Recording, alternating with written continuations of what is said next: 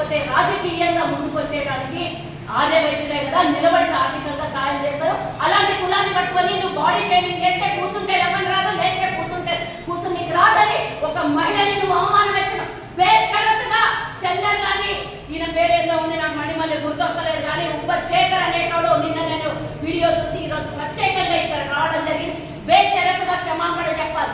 ఈయనని ఎంకరేజ్ చేస్తున్నటువంటి ఈ చీర్ల చందర్ అనే పెదవ కాంగ్రెస్ పార్టీకి పట్టినటువంటి చీడ పురుగు ఇమీడియట్ గా మా మెగారెడ్డి గారికి నేను విన్నవించుకుంటున్నా. అలాగే మరి మా డిసిసి అధ్యక్షుడైనటువంటి నేను శివసేన రెడ్డికి కానీ ఇక్కడ ఉన్నటువంటి మంత్రులకే కానీ మా పిసిసి నాయకత్వానికే కానీ నేను విన్నవించుకుంటున్నా.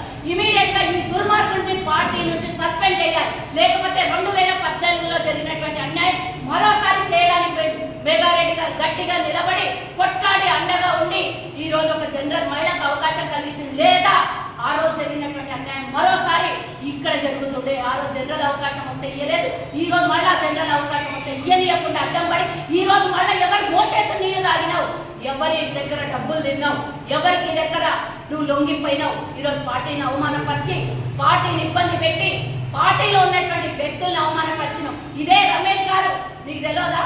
నువ్వు ఈ రోజు 2014 నుంచి ఇప్పటిదాకా పార్టీని మోసం చేస్తున్నావు. ఆ ఏనాడనే ఎవరినైనా మోసం చేసిండా? వ్యాపార పరంగా కానీ రాజకీయ పరంగా కానీ మోసం చేసిండా? ఒక్క అవకాశం వస్తే మా ఆర్యవైశ్య బిడ్డ ఇక్కడ ఆదులాలు కాదా? నేను అడుగుతున్నా. ఈ రోజు రాష్ట్ర వ్యాప్తంగా ఉన్నటువంటి ఆర్యవైశ్యులకి అందరూ కూడా ఈ చీళ్ళ చందర్కి అలాగే ఈ శేఖర్ అనే వ్యక్తిని క్షమాపణ చెప్పిందాకా వదలొద్దు. ఎవరికి కులాలకి మతాలకి నేను మాట్లాడట్లేదు. బీసీలైనా ఎవరైనా కూడా అందరికి ఒకటే ఉంటది. మానవత్వం అనేది ఒకటే ఉంటది, మనసు అనేది ఒకటే ఉంటది, వ్యక్తిత్వం అనేది ఒకటే ఉంటది. బాడీ షేమింగ్ చేసినటువంటి వీళ్ళిద్దరూ బహిరంగ క్షమాపణ చెప్పకపోతే వదిలేది లేదు అని నేను ఇక్కడి నుంచి హెచ్చరిస్తున్నా. ఇంకోసారి ఇట్లాంటి పిచ్చి పిచ్చి వేషాలేసి పార్టీలో చిచ్చులు పెట్టడానికి పక్కలిస్తేనేమో ఆనందం అంట, ఇక్కడ ఒకళ్ళకి న్యాయం చేస్తేనేమో పార్టీ మోసం చేసిందంట. నువ్వేడయ్యా నా పార్టీ గురించి మాట్లాడడానికి?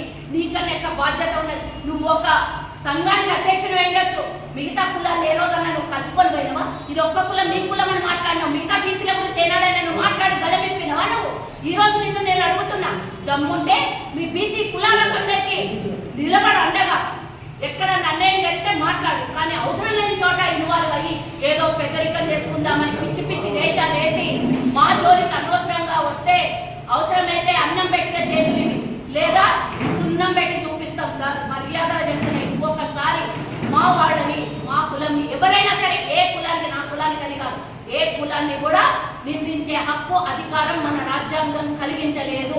మన ఓటు హక్కు ప్రతి ఒక్కరికి, ఏ కులంకైనా మతంకైనా ఒకటే అవకాశం, పేదోడికైనా గొప్పడికైనా ఒకటే అవకాశం కల్పించింది ఈ రాజ్యాంగంలో కానీ ఈ ప్రజాస్వామ్యంలో కానీ. కులాన్ని పట్టుకొని వ్యక్తిత్వాన్ని పట్టుకొని నిందించే హక్కు అధికారం లేదు.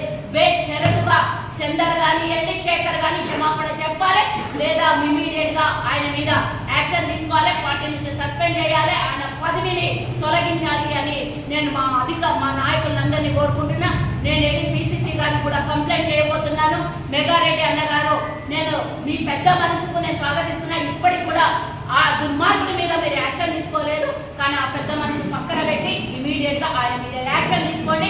ఇంకొక చీడ పురుగు, కాంగ్రెస్ పార్టీని మోసం చేసే చీడ పురుగు మళ్ళీ పుట్టొద్దు. ఈరోజు అధికారంలో ఉండి మేము ప్రజాసేవ చేసి ప్రజాపాలనలోకి దూసుకెళ్తున్నటువంటి మా ముఖ్యమంత్రి గారి నేతృత్వంలో ఈ రోజు రాష్ట్ర వ్యాప్తంగా 90% రిజల్ట్ ఇచ్చినటువంటి ప్రజానికం అందరూ కూడా కాంగ్రెస్ పార్టీకి ప్రభుత్వానికి అండగా నిలబడింది. ఇట్లాంటి దుర్మార్గుల్ని, చీడ పురుగుల్ని కలుపు మొక్కని ఏరేయాలని విన్నవించుకుంటూ మరోసారి మా ఆర్యవైశ్యుల జోలికి వస్తే వదలమని మేము డిమాండ్ చేస్తూ ఆ దుర్మార్గుడిని ఇమీడియట్ గా బహిష్కరించాలి పార్టీ నుంచి అని కోరుకుంటున్నాం.